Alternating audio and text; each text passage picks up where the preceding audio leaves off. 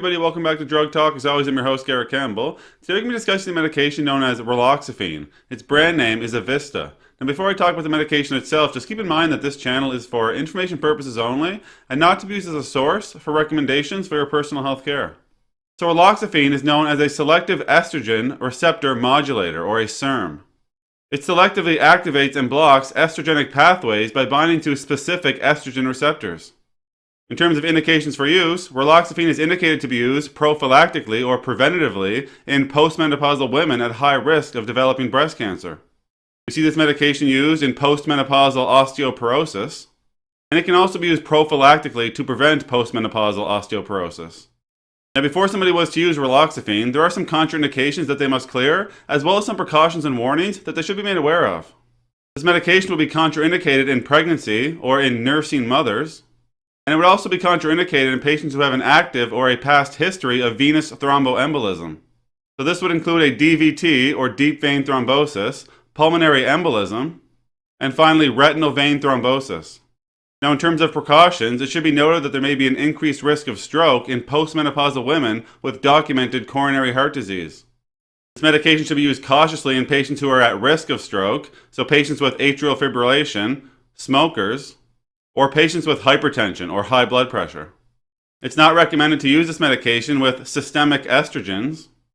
If a patient has a history of hypertriglyceridemia or high triglycerides while using oral estrogen in the past, they may be at an increased risk of experiencing high triglycerides while using Raloxifene.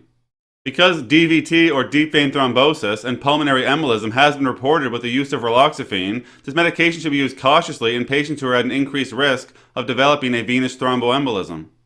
So the risk would be increased with immobilization, so this could happen post-surgery, during long travel, or long bed rest.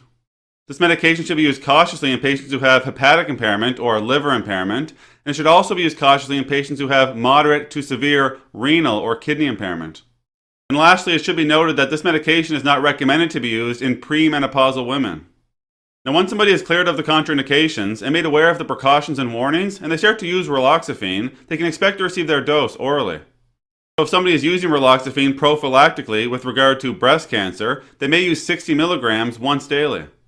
With this indication, they may use the medication for about 5 years, with prolonged use in patients who have osteoporosis and are getting the secondary benefit of reduced breast cancer risk. And in patients using Raloxifene for postmenopausal osteoporosis, they may supplement with calcium and or vitamin D. In terms of side effects with Raloxifene, some patients may experience hot sweats, others may experience leg cramps. The more rare but serious side effects would be the venous thromboembolisms we discussed, cardiovascular accident, thrombosis of the retinal vein, or pulmonary embolism. That's all we're going to talk about today with Raloxifene, or Evista. As always, I'm very thankful you took the time to come by and watch one of my videos. If you found the information valuable and you'd like to help grow this channel, you can like the videos, share the videos, or most importantly, subscribe to the YouTube channel. There's also some links in the description you can check out as well. That's it for today. Take care.